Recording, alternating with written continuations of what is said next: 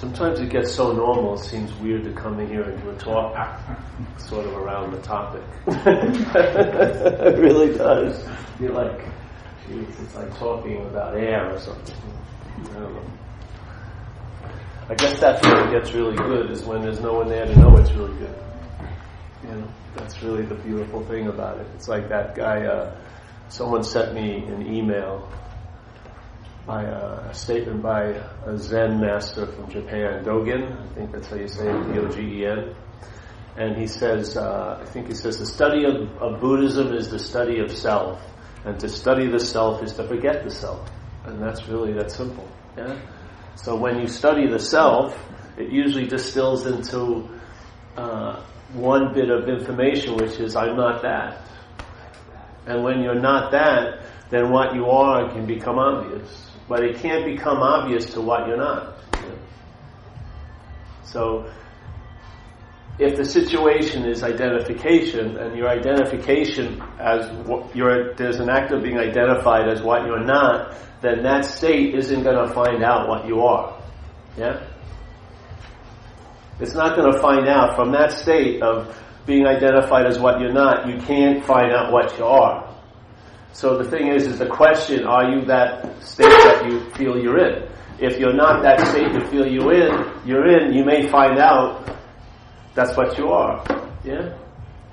It's like see, the way I was taught, based on the self-centeredness, the way I took everything was, I'm already something, and I'm going to find something else that's going to give me more increased value. Yeah? I'm going to find the truth and bring the truth into my life, and that knowing the truth is going to give me an advantage here. Yeah? Or I'm going to become detached because I see that attachment is causing a lot of suffering. So I want to get detached so that I get a relief from the suffering. Yeah?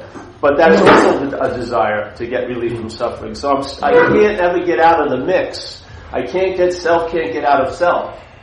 That's the greatest message. Because if you stop trying to get out of self, you may look at, are you in self? If you realize you're not in self, that's being out of self. That's how my crazy logic works it, yeah? If you're not in self, that's the experience of being out of self. Yeah? It's not even an experience. Hopefully it turns into a state, and then you'll have many experiences of quote-unquote being out of self, and then some of being in self, but you're neither of those. Yeah? You're not an experience of being in self or out of self. There's a state of being out of self, which isn't an experience. It can influence experiences, but it's not an experience. It doesn't stop and go and start. It doesn't have a beginning, and I'm really in the experience, and then it ends. It's a state. It lasts longer in a way. So I love that statement, to study the self is to forget the self. Because in a lot of cases, when you study the self, it's sort of like studying holes. You become a master of holes, like a professor of holes, but you keep falling in the hole. What's the point of that knowledge? Yeah? In recovery, we have a beautiful statement. It says, self-knowledge avails you nothing, which is a really sort of slap in the face to the intellect, yeah? Because you believe that if I acquired enough knowledge, it would be sufficient to give me a great advantage as a self, yeah? If I could really suss things out and know what's going on, then I, as a self, would be clearer. But it doesn't work that way. As any knowledge that's claimed by the system of self turns into self-knowledge, and it avails you nothing because it doesn't lead you to the freedom from self. Because there's nothing that needs to lead you to the freedom from self. All the things that lead us to the freedom from self are part of selfing. Yeah? Part of selfing is there's a feeling of being in self, and then there's a drive to be out of self. It's the same movement. Selfing is like everything else here. It's an inhale-exhale. It inhales and exhales. It's low tide and high tide. It's closer, it's farther. It's just not one. It goes this way like an accordion. Yeah. So most people don't see that the drive to get out of self is a form of being in self. They only know what it's like to be in self. They're being, they're being driven crazy. And there isn't a you that's being driven crazy. The feeling of you being driven crazy is one verb. Yeah? it's one verb. The feeling of me being driven crazy isn't like me as a noun and it's established and it's solid, and then there's an activity that's disturbing its peace, let's say, which is being obsessed or crazy, or thinking about something endlessly. That's one verb. The noun is part of the verb here. So there's no one that's being driven crazy. The experience of being driven crazy has to have a you in it. That's part of the experience. There's got to be a you that feels it could be different than what's happening. So now it's feeling like this is driving me crazy, and if it wasn't, I'd be really happy. Yeah? It's always the other side of the coin it's wishing. Yeah? But the other side of the coin verifies the seeming side you're on. Yeah? So when you're trying to get out of self, it verifies that you believe you're in self. Yeah? And you can't, like Jesus supposedly says, it's done according to your belief. Well, there you go. Your day is being done according to your belief. As your mind is, so your day is, in a way. Yeah? Or as you think it, so you are, and all that stuff. Because as you think it, so you appear to be, really. You're not that, because you're prior to thinking, but here, you are seemingly like a product of the thoughts. Like yesterday, maybe you had good thoughts about yourself, you thought you were on top of the world.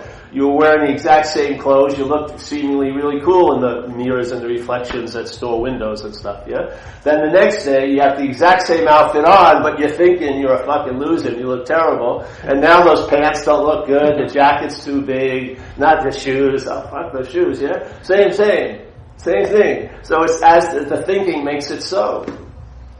So, it can only make it so. It can't create it to be so. It can make it so. It can make it seem to be so.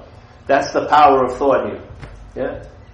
It makes it seem to be so. Now, if there's no other counterpoint, then what seems to be so will be so.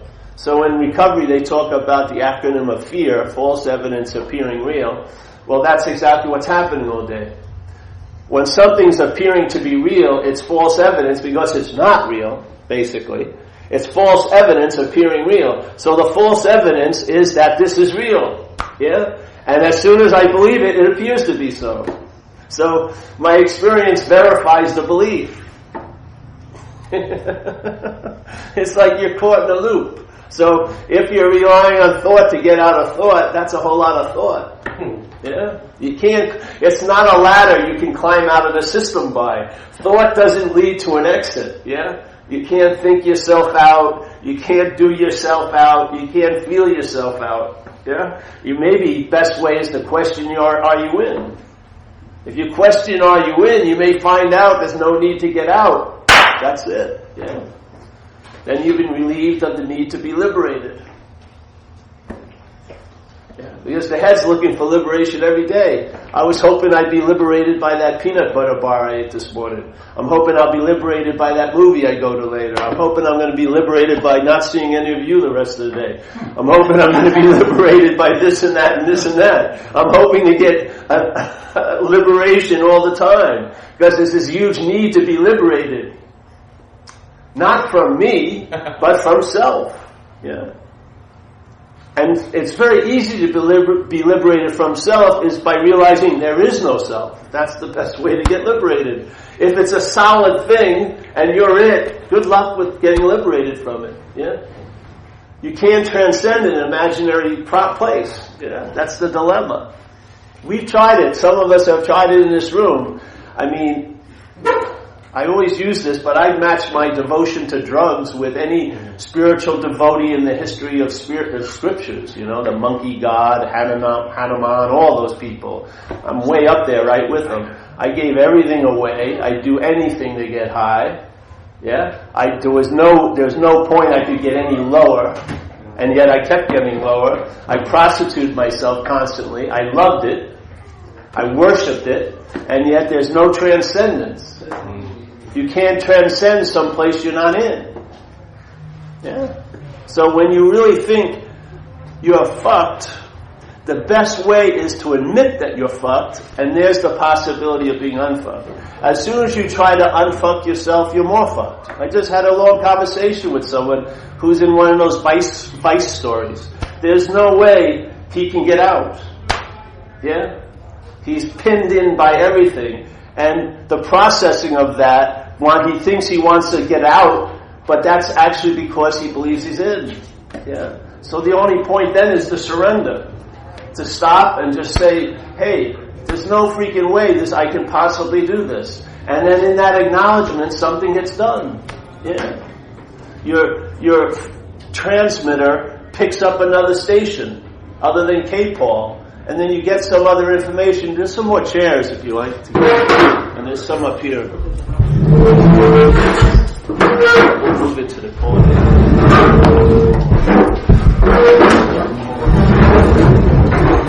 Being cornered by the car.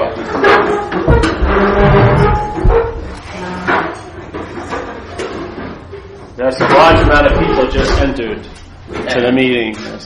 Standing room only today. Over 100. Over 100 at least. They're peering through the windows. The VIP section wants to pull down the shades. They've paid their $10, so they get to hear the talk.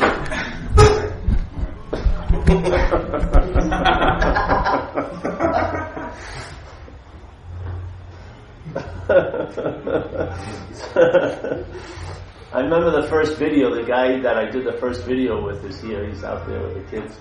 But we did the old story of the sheep and the lion, and it still rings true for me, because if you're hearing a message about being a lion with sheep ears, and if you are, you don't know that, because you have a sense that's never questioned that you're a sheep, yeah?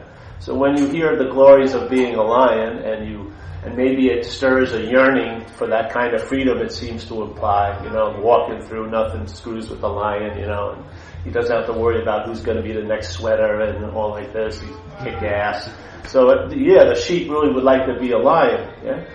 So the message is, you're a lion, you're a lion, you're a lion, but as soon as it hits the sheep ears, it gets translated into, I can become like a lion. Because it doesn't know the sheepness is in place already. Yeah? The sheep has already been established as a fact. So when it hears a contrary fact, hey, you're a lion, it negates it very easily. It just twists it to fit the sheepness. And it goes, all right, you're a lion, you're a lion, you're a lion, you're a lion. I can become like a lion. That's different, isn't it? It's a different idea. You're a lion, you're a lion, you're a lion, you're a lion. I can become like a lion. So here's the sheepness that you're not even aware. The sheepness is on alert, because here comes a novel idea that it's a lion. So it's on, it's a 5-star alert. You're a lion. I'm worried about this message. You're a lion, you're a lion, you're a lion. And then it reaches up with its self-mitt and turns it into, I can become like a lion. Now the whole message, the radicalness of the messages, it's totally neutered. Totally neutered, turns into every freaking other process. Yeah? Then that more is better. The more you do something, the closer you'll get. It's all baloney. It's you're a lion. The lion is when that's received, what it does, it freezes the sheeping. It freezes it. It produces a pause, a big aha, and some information can download that has been conveniently, selectively cherry-picked not to arrive. Yeah? And that is the immediacy of being what you are. It stuns the whole activity of being what you're not. Yeah? Because what you're not is a process. It's a process. It takes time, it takes energy, but it not is, so it has to become. It has to appear. Yeah? So the immediacy of the message, you're a lion, freezes that whole activity, and there's an aha or an unspoken yes. That's it. The mind has now woken up out of its own dream-making machine. Yeah? It's got a glimmer. Hey, I'm not that. Yeah? I'm not that, which every time I ignorantly look at all the pointers, I make the leap from the pointer to the pointed at. There is nothing that's being pointed at. It's just pointing. That's all that selfing does. It points. It points. Every time it comes in contact with something, like the bottle, it becomes my bottle. The bottle points to the owner. Yeah? Every time it talks about a problem, the problem is held as my problem. The problem is like a mirror reflecting the sense of you all day. That's why people don't get out of problems much. It's like narcissism. They're staring at themselves. I'm so screwed. I'm always having problems. Yeah? It's like a hypnotism. So everything is implying, all the thoughts are implying there's a thinker. All of them are being held as pointers that there's a thinker. Every feeling is held as there's a feeler. Yeah? Every event is held as it's happening to me. Every action, I'm the doer or you're the doer. And if it's not you or me, it's God. God's the doer. There's something that's doing it. Yeah? There's always a claiming and an ownership in the system of thought we're relying on. We become the false owner. Then we become the owner of the actions, and then the mind judges which are good and which are bad. And what ensues, guilt and shame or pride arises. Yeah. Everything is like a bonding, and it geometrically progresses until you're in this claustrophobic little closet of mind, and you want relief. And basically you have to do almost anything there. Yeah. You have all the self-knowledge you could ever need not to get loaded again, and you'll get loaded again. You'll have no mental defense against that first drink. Yeah? You'll have no mental defense against the first thought. You'll have no mental defense against the first feeling. You'll have no mental defense against the first problem. You'll have no mental defense against the first opinion. Yeah? Because the mental condition is you're the one who has the opinion already. Before you even feel like you're starting to deal with something, it's already been set up. Yeah? The dynamic, the relationship has already been set up. So when you start getting into action, the format of the action is already defined. There's no freaking escape in it. You're just going to go around in circles. There'll be a lot of doors with exit signs, but you're entering into another realm of the same mind. Yeah? On and on and on and on and on. It's like being a marathon runner locked in a closet. It has to run, but it's now got a closet like a 2 by 1.5 foot oval. It's just running over the same thing over and over and over. It's going to get better. It will be great one day. I remember when it was great one day. On and on and on and on and on. It's like a form of slavery. It's not like, it is a form of slavery.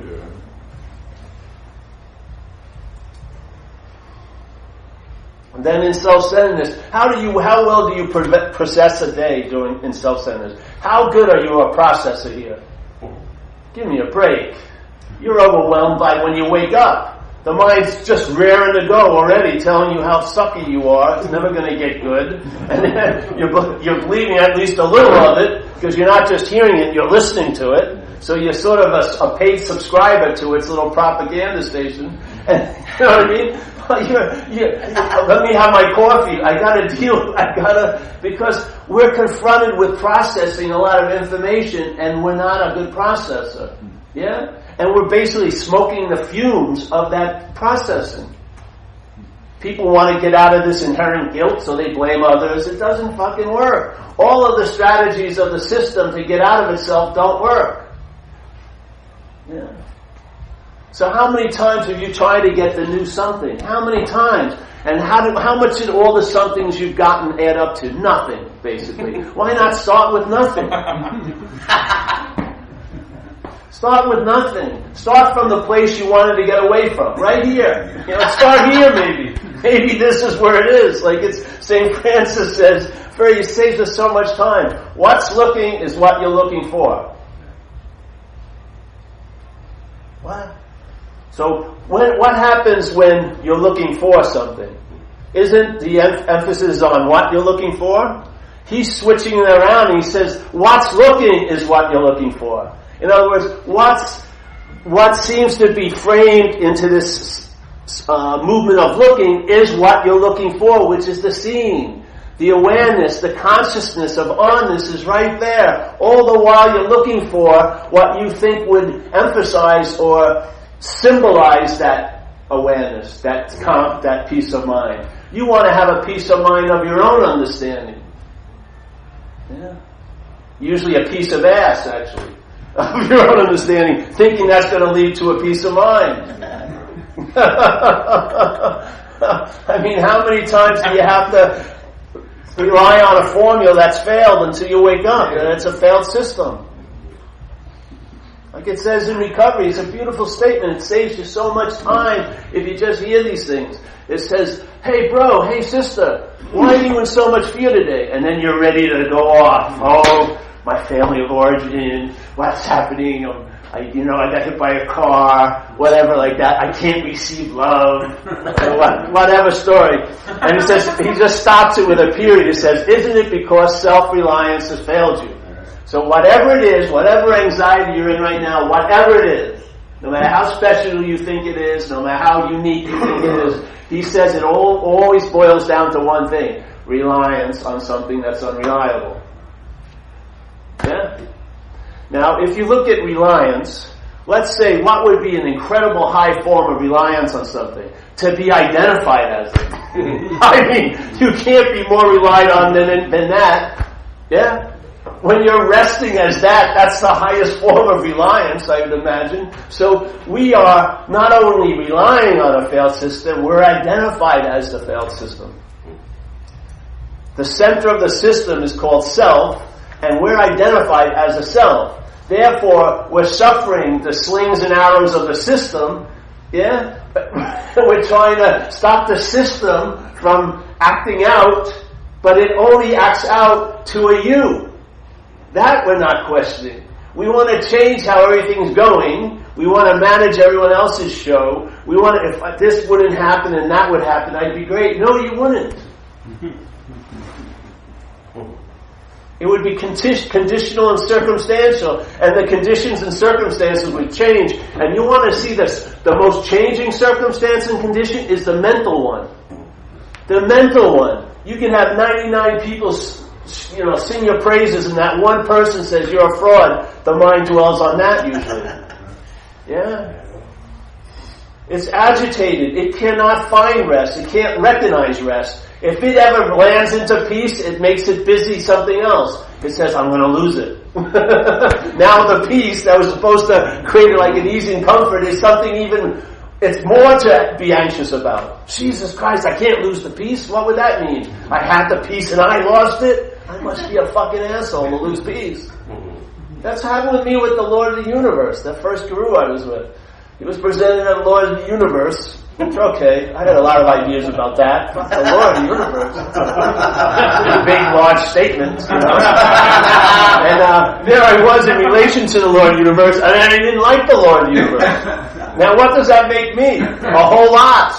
My mind had a field day for about 5 years with what that made me. How can you not like the Lord of the Universe? Christ!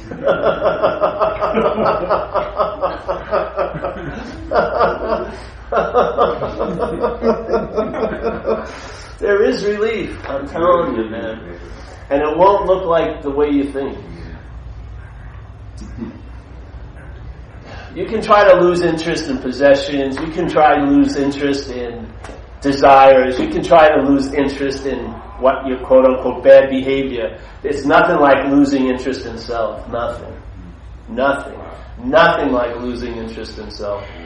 It's a totally different ballgame. When you lose interest in self, all your interest in everything else gets redistributed and shifted. Yes? Because you're on to something. You found the first knot.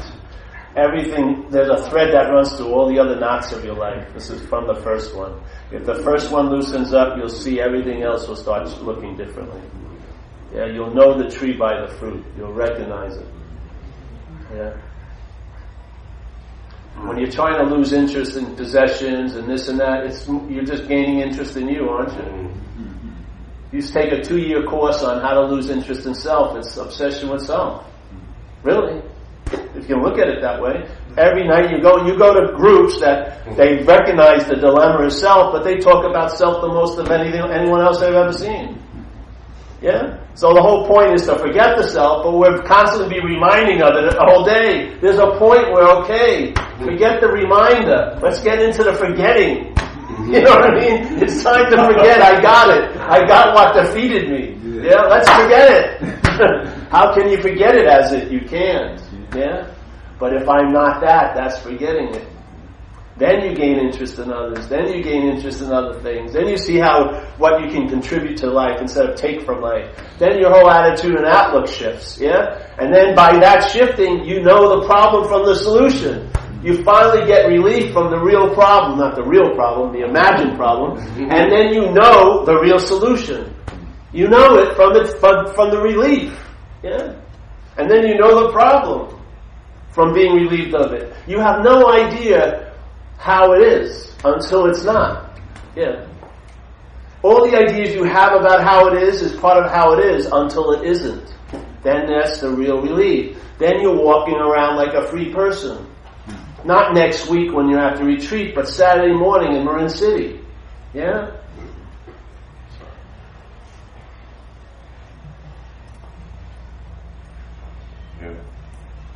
And it's applicable. You know, I know some people just got in touch with me, they were into this movement, whatever. Now they're out of this movement because it wasn't producing the goods for them. They got into some other stuff now, and they're probably getting more goods than they did out of this. Yeah? Because you can't be seeking a solution from here. It's not something that you're going to get an advantage of with. You're not. It doesn't work that way. You can't make nothing into something. It's best just to leave it as nothing, yeah? And maybe very quietly there'll be a huge change. There won't be any parades for you. People aren't, oh, you're so bright and present now. That will happen if you meditate 12 hours a day. If you want to have people notice you're bright and seemingly present, how do they fucking know if you're present? You cannot not be present, but let's say if you want to get that look, don't entertain this, meditate for 12 hours a day. Do 8 hours of yoga. You'll have better skin. Yeah, your eyes may be brighter. You'll be more limber. Yeah? This isn't a path. It just illuminates whatever you're doing. Yeah? You may look worse. You may be dumber after this seems to be entertained. You won't be inspiring people anymore. They'll probably feel like you're an irritant. They don't want to hear it anymore. Yeah? Because anytime they entertain their not self, they don't get anything out of it. Yeah? We're still in that commerce, that consumer mentality. And then, of course, if you don't charge money, no one will come. If you made this selective and $300, people would be breaking through the doors to get in. Yeah? But when it's offered freely, it doesn't seem to have any value. Did you see those people who went on a retreat? They were getting charged $60,000, and 3 of them had heart attacks in this sweat they had. They had to use sweat lodge, and these people weren't ready to go into a sweat. And 3 of them had heart attacks, and they paid $60,000 for them. They paid $60,000 for their own heart attack. That just blows my mind. You know what I mean? Jesus, what could drive you to go to such lengths? I remember I did one. I did a sweat. I always love this story. I was just got in AA for a few years, and of course I was looking into spirituality because that seemed to be the next right thing, And so some lady said, there's this big sweat up in Mount Shasta, and Mount Shasta is like a mystical place, and it's a 3-day event. Let's drive up there. So I said, sure, let's go up. I didn't know anyone but her. We get up there, and it's a huge event. People from all around the country are coming, and they got an Indian coming, a very special Indian, and they build these huge sweats, which is amazing, and they put all these things on it, and I go in, I've never been in a sweat, and some people are standing up because there's a lot of people, and there's these rafters, so I'm holding on like a subway, and then the flap goes down, and it starts really getting hot. I mean, extremely hot. And I can't sit down because someone's sitting where I am with a flap, so I couldn't get down. And I'm standing there, and my arms got burnt in here, my nostrils, my ear. I was getting fried, and I was just begging for mercy. They opened the flap, and I just ran out and jumped into the stream, which was the rush. And then, for some insane reason, I went back in. I went through the same process, but I sat down, and I'd be like this, because I said, please, I was praying like never prayed. Please, Indian, don't put another pail of water on the rocks, please. And then he throw another pail, and you can feel like a wave hit you. This heat, I was like, killing me, yeah? Years later, after I heard this message, one of my friends was going to have a sweat up in like Petaluma, and there was all these American guys, but they got this Oklahoman Indian, and they built the sweat, and he wanted me to go up there to support him. So I said, all right, I'll go over there to support him. And so we get there, and they're all ready. There's 9 of them, and the Indian comes, and then we go in, and it starts getting hot. And I go, hey, it's hot, and I get right up and leave. Right? I walk outside. I can hear them moaning and praying. All the food was out there. I had the sparkling water. I said, what has happened? Something had shifted in my head. I wasn't fucking willing to, sit in that thing and die for some conceptual idea of purification. I realized, hey, it's hot, and I got right up and left. To me, that's wisdom. That's wisdom. Yeah, seriously. It was like an immediate reaction. It was an immediate response. I'm getting out of here, and that's that. It's common sense. It's common sense, exactly. So, this isn't like what I thought it was. It wasn't going to be like this. You're not going to it's not like extreme turbocharged Buddhism. Yeah? It's not like, we're going to really get radical here.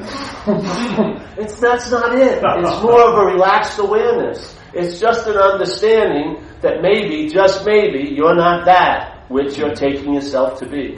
Yeah? Maybe, just maybe, after the pointing, your own head does the leap into being the pointed at. Yeah?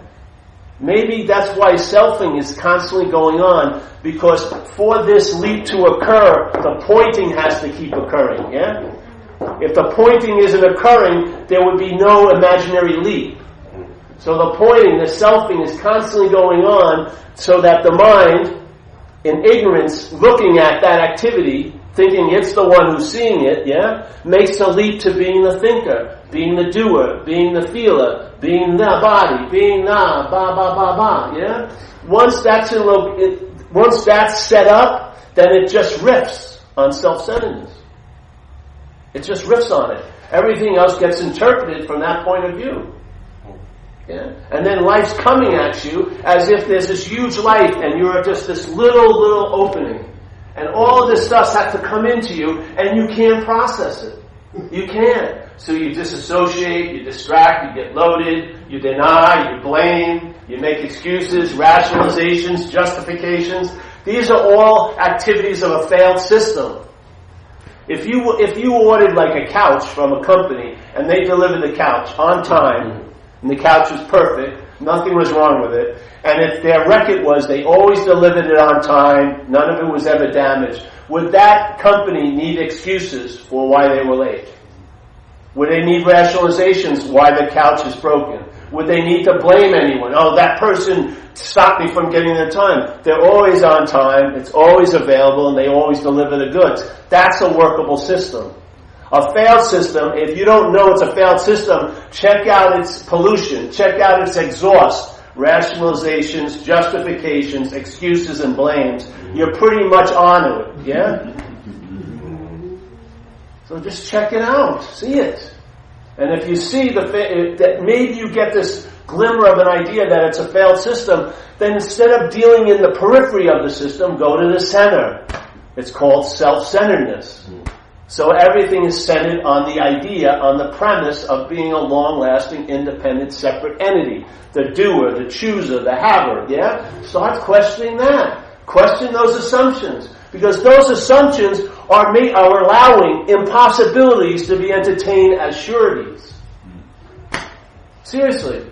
This is freaking amazing. When I was a kid, I was playing. When I was playing, I was really there because my head hadn't entertained I could be somewhere else yet. Yeah? Really. It hadn't developed that incredible impossibility as a probability.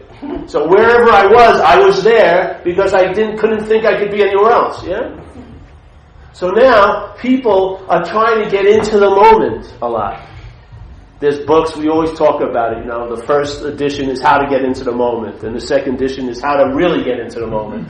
Then the third edition is how to really, really get into the moment. Yeah? And it's like, you can keep practicing and get more and more into the moment. You can't be out of a moment. Without you, without this, there is no moment. There isn't like you in a moment and then you being out of a moment. You and the moment are the same fucking thing. So you don't need to get into the moment because it's impossible to be out of the moment. And the same thing with selfing. Everyone believes selfing is a verb, but they believe they're in self, which is a noun. Yeah? What we're saying here is the whole idea of getting out of self is based on the assumption that you're in self. Let's question that assumption. If you're not in self, then there'll be no need to get out of self. Yeah? That's being out of self. If it's true that mind, everything's done according to what you believe, thought is what, all this stuff, the power of mind, if it is that powerful, then let's work with it. Yeah? Let's give it a different idea, which I believe this is what we do with these talks. Let's drop in a different message into the system. Yeah? And repeat it so after a while, one of them, you're a lion, may get right through instead of being caught in the mid of I'm a sheep. Maybe one of the balls that we throw twice a week for years will get through and there'll be an aha, hey, I'm a lion. Or, hey, I'm not a sheep. And then as soon as the lion, who thought it was a sheep, sees its reflection, what does it do? It roars immediately. It doesn't have to take 3 months of roaring lessons. Yeah. All the stuff that was trying to work and practice is seen to be ludicrous based on the state you already are. Maybe you'll do things to seek expression of where you're at, but you're not going to try to find out where you're at by doing things.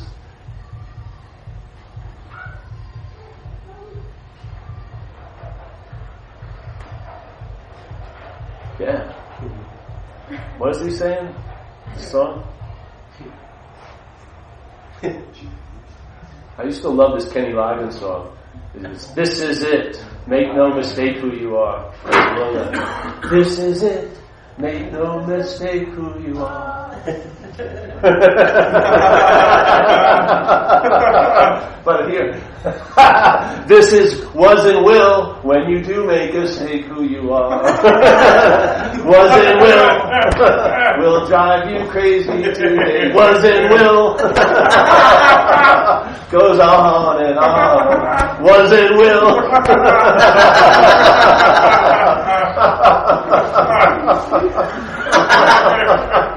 Isn't that the way the head works? Yeah.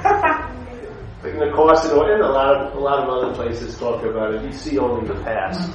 When you're looking from self-centeredness, you're seeing only the past. You see only the past, and first of all, the past never happened, so you're seeing nothing. Really, and the mind's making something up. It's an interpretation. Yeah. I don't think it's interpretation, it's premises to lead you into happiness, joyousness, and freedom. If it was, it's really late. It's really late at getting there. I don't think that's its intention. I think its intention is to occupy you. Yeah. Let's say if a parasite wanted to take over a host, and the parasite has a very, very hostile nature. And most hosts, if they saw or they felt the parasite on them, would immediately knock the parasite off. They would have no chance to grab on. Well, let's say this is sort of like a mental parasite, and it grabs onto us by it hijacks into the system that produces the idea of being a self, and it makes another one. It makes you. Yeah? And then it starts living as you, and therefore you never can question what's going on, because you can't, until you entertain I'm not that, you can't be free of it. If you're entertaining I want to be free as that, yeah, that's a form of slavery. Maybe the best you can do is therapize it and try to socialize it so you don't act out at the next picnic you go to, or maybe get a 3-month-long relationship in your life. That would be successful. But all these very low levels of success would have to be the high bar for you. Yeah? And, but maybe, and then make excuses and all like this for it, but maybe if you're not that, you could be free of it. Yeah? Radically free of it. so radically free that you were never bound. Yeah? That you were never bound. That it never happened. You've always always had a built-in immunity to all of that mental activity, like the sky. Yeah? The sky never gets dominated by the clouds that appear in it. The clouds come and go. The sky is always there. But if our attention and interest is sucked up into this one idea of being that cloud, it has the ability to block us off from the sky. Yeah? And without the information and sky in this life, you're going to travel really, really heavy. Things that aren't important will seem hugely important. Yes? You'll make mountains out of molehills quite a lot. All this stuff. Your perceptions will be so obscured, you'll be taking things as threats where there's no threat at all. All that stuff. All these things can appear to be real based on what the condition of your mind is in. Yeah? Everything comes from mind, stems from mind. And all the solutions from what stems from mind is in mind. Not the conditional mind. The conditional mind has caused us to have fear in mind. Yeah? By us relying on that, with this one aspect of mind called the conditional mind, we've grown to have a lot of fear about it. Yet the true sense of freedom is faith in mind. Not the mind that's called the processional mind, the conditional mind, but mind itself. That's where faith lies. Yeah. Look at it. Just look at the sky during the day. Tons of shit happen in it, yet whatever happens in it doesn't affect the sky. It stays neutral to it, doesn't it? When it rains, the sky never gets wet. When the birds shit, it never sticks on the sky. It lands on your car or something. That's sort of like a crude example of what the mind is like. Yeah. Untouchable, clear. Yeah. It's like a bowl. Does the bowl ever take on the qualities of the soup that's poured in it? You can have black bean soup, you got split pea soup, chicken noodle soup. The bowl, the only way it can hold all the different soups is to have an immunity to the effects of the soups, right? That's what mind is like. Yeah? Why all this can happen is because the immunity of the context, because nothing is actually happening. That's why it can get as crazy as it gets here, because it's actually not getting crazy. Yeah? Seriously. That's why terrible things can come to pass seemingly. There's no God that's doing that. It's just a possibility of mind, but mind's not being infected by anything that's been entertained here. It just holds whatever's available. Whatever's arising gets held in that bowl. Yeah?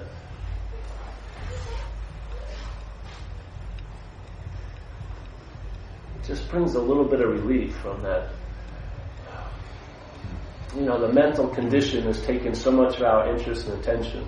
If you really looked at people, let's say just ourselves, like this dog, it's like those dogs when they have mange, they put on those collars, those big like plastic things. We're like that. We're walking around just picking up 8-ball with this little satellite dish. It's just unbelievable. And we're wondering why someone who's picking up KC doesn't understand us. Because they can only understand everything from KC. I can only understand it from K-Paul. There's K-Dev is the only way they can understand. There's really no communication going on here. The best communication I found is in recovery, because then there's this one giant, it's like Clear Channel, alcoholism. It's captured a lot of the radio stations. A lot of the captured radio stations sometimes show up at the same meeting, and they share what it's like to be that radio station, and everyone goes, hey, that sounds like my radio station, and then suddenly the light goes on, hey, we've been captured by Clear Channel. We're all having the same station going on, thinking it's personal. There's a big amount of relief happens, doesn't it? Yeah, exactly. Well, the big primal station here is self-centeredness. We're just an extreme subdivision of it called alcoholism. But everyone is, in a sense, is transmitting and receiving self-centeredness. Yeah? So we come to these meetings and there's relief available because it loves to have you terminally unique. It loves to have you believing these are your thoughts, your feelings, your reactions to life. And no one ever did what you did. No one's ever thought what you thought. It's total fucking baloney, So there is a solution. You can look at it a lot of ways, but for me, the real solution is that the problem's imaginary.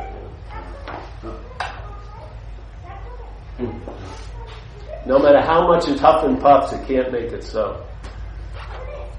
Yeah? No matter how much you think about something, it still doesn't make it so. It can only appear to be so to you. Yeah? So, I think that was good enough. Eh? How did I end up in the corner? I had some fear about it. I started over there.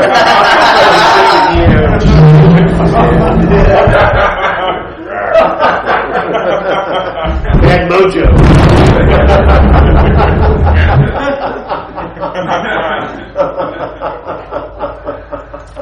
So any questions? It's just for people who haven't been here in a while and stuff, it's an invitation. I always like to use the idea of when a car's broken down. The car has the ability to drive, everything like that. It's just not accessing it. Yeah, everything's in place. Yeah, but the car's just not running. So you pull over, and then if you know a little about it, you open up the hood and you take the air filter off if you still have one of those cars. And maybe you have a friend there and you have a gas can of gas. So one guy's in there, and then you put a little gas in, and you say, "All right, try it," and then it catches, and that's it. Yeah. You don't pour any more gas in. If you do, it floods it. Yeah? To me, that's what the message is like. Everything is already there. Everything is already in place. All you need is a couple of drops of gas. You need an invitation or a message or a possibility that your mind hasn't come to itself. Yeah? Once the mind receives it, when it turns on, you don't keep pouring gas in. You start driving. That's the point, to travel lighter. Yeah, it's not to receive gas. That's not the point. I've gone to so many meetings, I've received so much gas, but you're stalled. You know what I mean? You keep pumping, you gotta stop. Yeah? A couple of drops, you hear the engine, you'll know it, you'll sense the hum of presence when you saw the pause or whatever, however you frame it. You'll know it. You've got to rely on your gut sooner or later, someday. Yeah? There'll be like an unspoken yes. Then fucking turn the car on and have faith and drive and see how it goes. Yeah? If you travel lighter over the terrain of your life for a period of time, you're on to something. Then faith and mind develops. Yeah, because it's verifying itself. It's verifying the reliance in self by producing the goods. It doesn't need advertising because it actually delivers the goods. Yeah. And then you just keep driving. That's what happens here until you die. You're traveling, seemingly, and it just allows you to travel lighter over whatever terrain your life is going to have in store for you. That's all. But to me, that's a whole lot. Yeah. And there's nowhere you need to go to get it. You're that. You're right where you are. It's available at all times with no requirement necessary. It's just entertaining the possibility. Start entertaining it. Then if there's certain things that seem to be obstructing it, you'll probably be led to do something that will move those obstructions. And then you won't be caught into the idea that you move the obstruction, because if you move the obstruction, you'll move another obstruction in front of you. Yeah? And so on and so forth. Yeah? There you go. That's the message. It's simple. Take a couple of drops. It's like a spiritual subpoena you can serve. Show up in court and see what happens. I bet you'll be forgiven. I bet all your convictions in the court of light will be forgiven. Seriously. You'll be let off the fucking hook. Really. Because that's what you're squirming on. It isn't other people's hooks and your circumstances' hooks. It's your own mind's hook. Your own mind believes it's right about you somewhere. Deep down, it has a real strong belief that it holds like a pearl in an oyster. Yeah? It works on it. And it is that there is something inherently wrong with you. And that you had something to do with it. It wasn't just like a happenstance condition, it was volition. There's something there. That's like the lead ball everyone has in their gut. It's like where the mind coagulates around. It's this one truth beyond all questioning that you're a loser or not enough or something like that, yeah? You'll see that to be bogus also. Literally, bogus. But you can't be, you'll be convicted or put on probation in the court of mind. You really will. And you'll constantly be called back for urinalysis and everything like that. You'll be constantly, you really will. It has to be brought to the court of light. That's where freedom is. Yeah. And you and I can't do that. We have to be placed in a position of neutrality. Something has to change in mind for the mind to be able to open up to that, in a way. Yeah? For me, it was hearing this message. That's what worked for me. It's been the last answer for I don't know how many years now. Yeah? It's really nice when you get to the last answer. Because that means it worked. In a way, you finally found one that worked. Or is working. Yeah. So, all right. No questions. Great. Thanks.